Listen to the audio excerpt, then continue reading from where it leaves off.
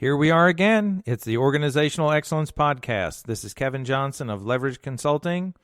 And in this next episode, I'm talking about who you decide to surround yourself with. In some of the recent podcasts, I'm talking a lot about how to make 2020 your best year.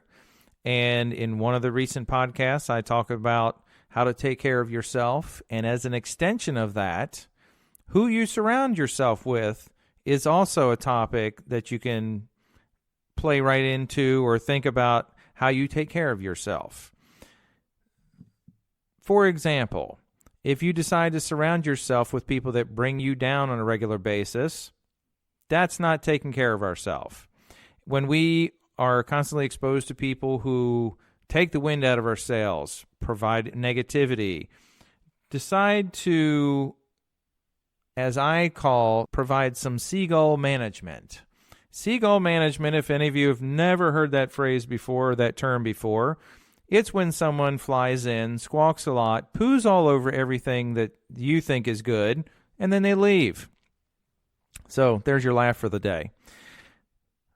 When we're thinking about having a great 2020, we want to surround ourselves with positivity. We want to surround ourselves with people who are, I think sometimes we think about yes men. It's usually not a good term, but when we have people who surround us, when we surround ourselves with people who are more inclined to say yes than point out the problems in things, I think it provides us more energy.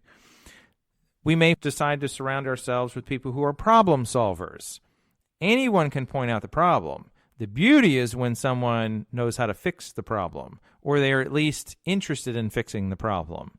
So much like you find some people laughing or joking, talking about, well, I'm going to go through my Facebook group and I'm going to cull the herd. I'm going to decide who I'm keeping and who I'm getting rid of.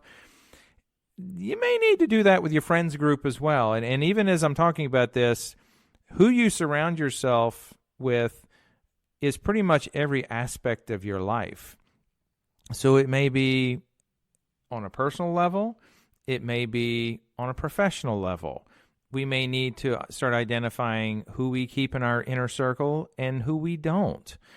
Some people on a professional level are going to help you get further ahead. Sometimes getting further ahead is just people who help provide you energy as opposed to people who suck the energy out of you.